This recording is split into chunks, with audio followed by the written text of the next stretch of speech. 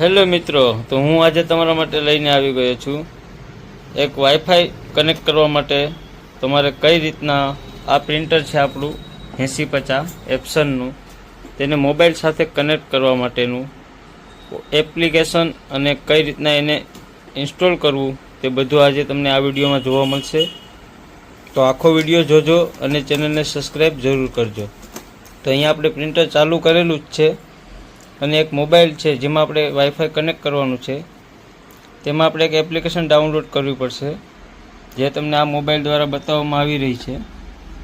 એમાં તમારે જે પ્લે સ્ટોરમાં સર્ચ મારવાનું છે એપ્સન પ્રિન્ટર, ત્યાં તમને એક એપ્લિકેશન જોવા મળશે એપ્સન આઈ પ્રિન્ટર નામની. તેને ઇન્સ્ટોલ કરી લેવાની છે. અત્યારે મેં ઇન્સ્ટોલ કરેલી છે, તેને આપણે ઓપન કરીએ એટલે આવી રીતના એક પેજ આવશે જેમાં અત્યારે મારે બીજું પ્રિન્ટર સિલેક્ટ છે, એને આપણે અત્યારે ચેન્જ કરવાનું છે.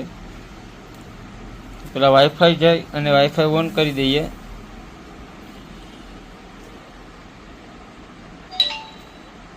એમાં આપણે જે પ્રિન્ટર હશે એ વસ્તુ અહીંયા બતાવશે પ્રિન્ટર. એમાં આપણે પાસવર્ડ કાઢવા માટે અહીંયા આપણે એક સ્વિચ આવશે, એને હોલ્ડ કરી રાખવાની એટલે એક કોપી નીકળશે વાઈફાઈના પાસવર્ડની. તે અહીંયા પાસવર્ડ આપણે મોબાઈલમાં દાખલ કરવાનો છે.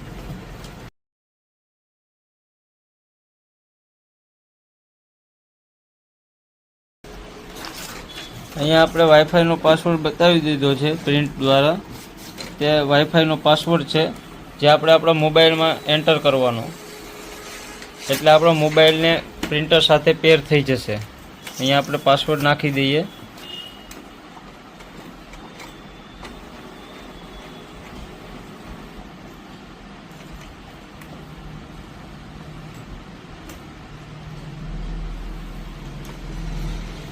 પાસવર્ડ નાખી દઈએ એટલે વાઈફાઈ થઈ જશે તમારું કનેક્ટ પ્રિન્ટરની હારે.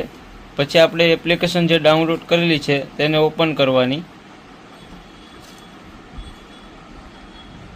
અને જે પ્રિન્ટર સિલેક્ટ કરવાનું એટલે આવી રીતના બતાવશે ને ઉપર પ્રિન્ટર બતાવી દેશે 8050. જે પ્રિન્ટર હોય તે પ્રિન્ટર ત્યાં બતાવશે.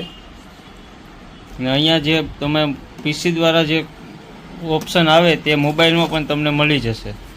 ડાયરેક્ટ ફોટો કાઢવા માટે કોઈ પણ ફોટો તમે અહીંયાથી સિલેક્ટ કરી લો